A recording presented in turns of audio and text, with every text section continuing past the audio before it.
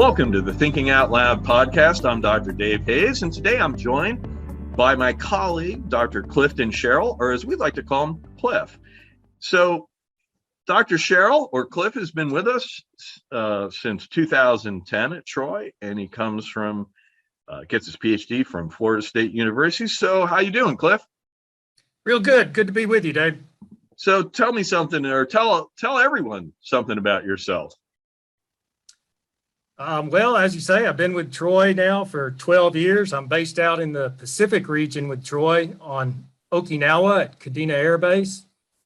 I'm a Marine Corps veteran, served in the Federal Bureau of Investigation's Counterterrorism Division, and then decided to take the easy life by joining academia. Great. So, another veteran. We got a few of us here. So today I wanted to talk to you about a paper that you published in 2017, The Myth of the Nuclear Taboo. And I'll have this paper, actually, people can get this online. And so in the description, I will have a link to this, and I intend to have a YouTube presentation of it. So there'll be links to that. But this myth of a nuclear taboo, right off the bat, you're looking at norms, and I'm just going to rush out to say you're not saying a norm against nuclear weapons doesn't exist. What you're saying is the concept of a taboo against nuclear weapons is at least questionable. And so tell us what the myth is that you're thinking about here, what the taboo is.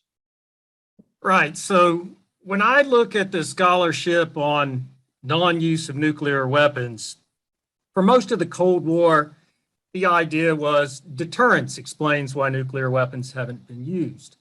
But in the post-Cold War era, in the 1990s, a school of scholarship arose that says it's not just deterrence, that there is a norm against nuclear use, and that this norm has strengthened and evolved over time to become a taboo, something that is beyond even thinking about, that's an abomination, in the words of one of the leading scholars, Nina Tenenwald.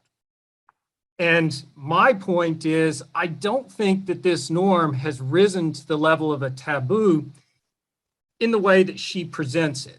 She argues that the norm has become so prevalent, ingrained, that it now constitutes part of civilized society's internal identity, a constructivist argument. And my point is, I think that norm against nuclear weapon use or first use does exist, but I think that it's more of a regulatory norm, which is not something that changes our internal identity, doesn't change our interest, but is rather just another factor to consider in a rationalist cost-benefit analysis. So the myth is the idea that nuclear non-use is a taboo. So as you know, and we're talking earlier about the questions of contingency and different things, and you gave an example of something that you thought might be a taboo, and you want to go talking about the killing of innocents, and so what is that? Would that be a taboo, and how would you describe that? Right, as an example of something that was. Right. So, for example, in the paper, I think I use this when I say the advocates of this idea that nuclear non-use is a taboo try to limit it. And they say, well, it's not all use of nuclear weapons. It's just the actual detonation in first use. So we're not talking about retaliatory deterrence, they claim. We're not talking about political use or coercion just by having it. We're only talking about the detonation. So it's a very limited and a time constrained in that it's only first use. They argue there is no taboo against retaliatory use of nuclear weapons. And that doesn't make a lot of sense to me because I think about it and I say, well, a taboo, if it's an abomination, if it's something we can't even consider, that would be something like bombing a hospital full of kids, right? It doesn't matter if your adversary bombs a hospital full of kids, that doesn't immediately justify your turning around and saying, well, now, fair game, we're going to bomb hospitals as well. That would be a taboo. We certainly in US culture don't consciously, intentionally bomb hospitals and kill innocent civilians. So when they argue that the nuclear use is taboo, but retaliatory use is not, that simply doesn't square with me. I liked that example because, when I think of constructivism and them talking about your interest in your interest in your identity changing, it has to be something that we would not be who we think we are if we did this, right? So if you blow up our hospital, and the Russians have been blowing the crap out of hospitals like that's, but the Ukrainians are not like, okay, we're going to blow up your hospitals because it probably doesn't fit with their identity, and they would probably hang anyone who did it. As you aren't Ukrainian, you are no longer part of us. You're some other thing that we are going to get rid of. And that level, see, that crystallizes it for me. And I think that's important. And that when I try to think of what constructivism is talking about, they are talking about identities, which are self meanings attached to the self, and this concept of you behave in a way that's consistent is the non-rationalist way of explaining behavior, right? Is that I'm going to do this because this is who I am. And while I'm very much in the rationalist school, I'm a rational choice guy, but we've been in the military. We understand that a lot of times individual behavior is you are doing what, you do what a Marine does, right? And there's not a little of that out there, I think. So, all right. So with that concretized, which is one of those academic words I get to use because I have letters at the end of my name, concretization. I kind of laugh at myself a little. In looking at your paper, and I hope that people will, and I like to use this for our students as examples. You deal very much with Tannenwald's arguments, and there's an empirical component to your paper. There is an empirical component where Tannenwald has examples of non-use that she says are not explained by normal material deterrents. And you list them there, and then you look at them in turn and have a discussion of why other factors account for that, right? And that I always, I always tell students when they do a paper that there has to be an empirical component for our purposes, for what we define as a capstone paper. And I always say it's very important for our papers to have this empirical analysis where you look at the world, and I call it there's a kernel of empirical truth, a hard kernel in there that you can't avoid, right? You might not agree with the inferences derived from it, but nevertheless it's there. Inferences derived from it, but nevertheless it's there. So that give one example of a non-use that she identified and why you said it wasn't a proper example. Sure. So she provides a list of cases, and Professor Paul provides a list of cases in his book and makes similar arguments. And I've combined some of those cases into a table in my paper. And I try to walk through those main cases that they've presented. One of them would be the Vietnam War. When they ask, how come the United States didn't use nuclear weapons against Vietnam? And Tannenwald's point is that, well, Vietnam didn't have nuclear arms, so why was the United States not using them? when the United States with military success that it wished to have. And I think I'm kind of choosing an easy one, but I didn't choose the cases in the first place. There's multiple reasons why nuclear arms weren't used. From a large scale standpoint, clearly the Vietnamese were aligned with both nuclear armed Soviet Union and nuclear armed People's Republic of China. And if the United States had, by some magical fact, found a target for which nuclear weapons made sense, then I think there's little doubt that either the Soviets or the Chinese would have felt pressure to respond, to retaliate, or else they would both suffer a significant loss of credibility for their failure to come to their allies' aid. But beyond that, there's evidence clearly. If one, I'll give a little plug for a terrific source, the Foreign Relations of the United States series that the Department of State puts out, which is actually, much of it's available online now, which is terrific. But if you do any research in the Foreign Relations of the United States volumes, you'll find plenty of evidence where in the United States government, there was consideration of, hey, should we use nuclear weapons? And there's documented evidence of policymakers coming to the conclusion, well, military aside, if we found a reasonable target, we believe the Soviets would in fact respond. Okay. And then yet another reason, the lack of a useful, reasonable target to use nuclear weapons on. What exactly were you going to use nukes on in the Vietnam War, which conventional weapons wouldn't serve the same purpose, right? Which we couldn't have destroyed with conventional weapons. And finally, and maybe this, I'm giving all these reasons, it's overdetermined why it was not a taboo that prevented the use of nuclear weapons. In the case of the Vietnam War, our hope was eventually that Vietnam would reunite under a friendly government, under this Republic of Vietnam government. And certainly it would be extremely difficult for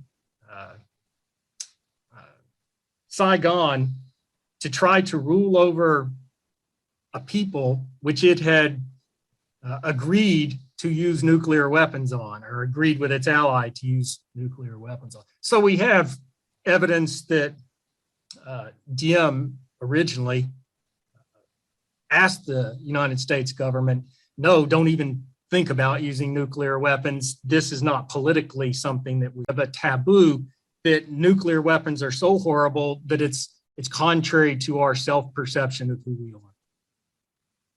So, and so that was, you have that section, and you go through each, there are examples, the other examples for it, definitely the all the examples before the Soviet Union had nukes, right? There's that, and so there was a period where that reigned.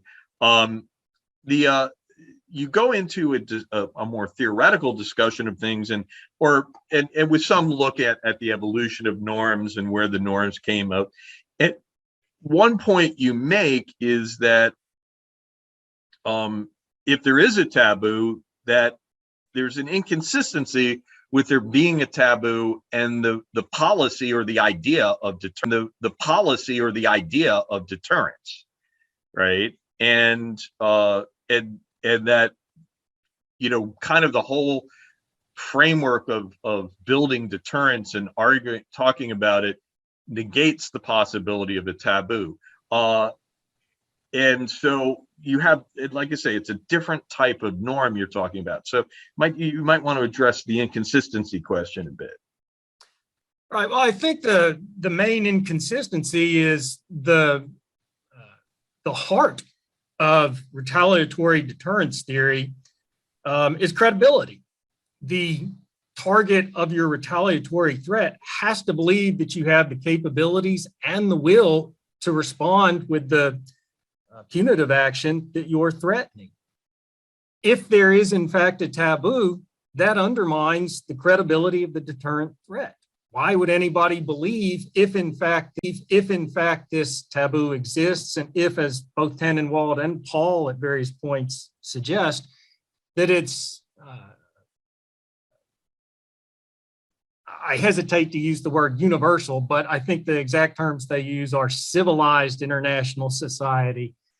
The point being that it was not just a Western concept in their view, this nuclear taboo, but that it extended to certainly the vast majority of states in the international system.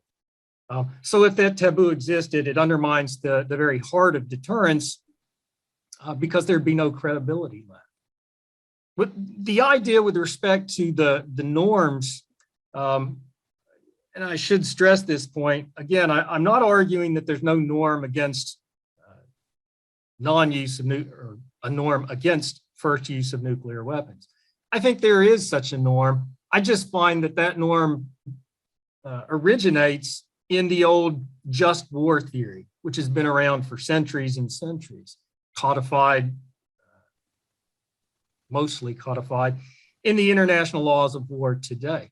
And we're thinking specifically of jus ad bello and the ideas of discrimination and proportionality. That norm against the first use of nuclear weapons arose at a time when nuclear weapons were perceived as being area target weapons, massive firepower, something the world had never seen in the 40s and 50s. This idea that nuclear weapons are qualitatively different than anything else, and they're city busters and can have no other use. I think that perception still lingers today, even though there have been tremendous tremendous, I don't mean in a value sense of good, bad, but tremendous technological developments in terms of miniaturizing nuclear warheads, sub-kiloton yields, mating them with precision-guided delivery systems, such that nuclear weapons theoretically can be used in a limited manner today, not just as area targets or city busters. But I think the original idea that arose around nukes then was nuclear weapons lack discrimination, right? That they are inherently indiscriminate. And I think this built into the idea of, well, then nuclear weapons can never be used. And I think that helps explain why there's a desire for a nuclear taboo. But I think the reality is that norm against nuclear non-use analysis, it has to be looked at case by case. And that's what the majority of the paper is really trying to do, to say, okay, in a case by case basis, when we look at the context, the states did consider use of nuclear weapons, but chose not to for reasons A, B, and C. Well, and I think, as you're talking about that, I'm flashing back, or I'm not, I was never there, but I'm thinking of, the examples of strategic bombing in World War II and the aftermath, especially in Great Britain, less in the United States, but in Great Britain, there was a huge kind of public reaction as troops went into Germany and saw what had been done in their name. There was, Bomber Harris, the air marshal, who kind of was an ass in and of himself, air marshal, who kind of was an ass in and of himself, Mr. I kill thousands of people every night. So I think he was personally open to this, but he was vilified, and the British really reacted like this was not right. They had suffered, and the thing though is, to a certain extent, Dresden is not a popular thing, right? And there's the idea that if aerial bombing is Dresden, right? Yeah, we're not going to do that. But the U.S. is, we can go to, today we bomb downtown, right? And we actually have gotten better and better at doing it. And when you look at aerial bombing, you had a lot of development of increasingly smaller bombs, the development of more precise to get at, we want to take out this apartment, not the one next to it. And the thing though is that nuclear weapons do have that. Now, you never get a nuke that isn't pretty big, right? It's an explosion. But I think there's that awareness of the effects. And so, but there is a perceptual thing there too, right? That the use of nukes would have probably with your publics who are maybe not as up to date. And, when you are, if they're doing some kind of bounded rationality or some kind of lack of awareness, it's probably a trigger word, but you could probably overcome that with, no, here's what we're doing. We're using a very small thing, and that would overcome that, I think. But the other thing too, the idea of a chemical weapons taboo, right? That was, this is not something you were looking at, but there was the belief that chemical weapons were a taboo during World War II, and in the preparation, there's a great book out there, The Invasion of Japan by Stokes, who looked at all the preparations for the invasion of Japan that never happened. And he said that, the United States did a lot of testing on fortifications that the Japanese had done in Okinawa. And they found, hey, if we spray mustard gas around the opening of these things, the vapors get in and kill everyone in there, whether they have a mask in them or not.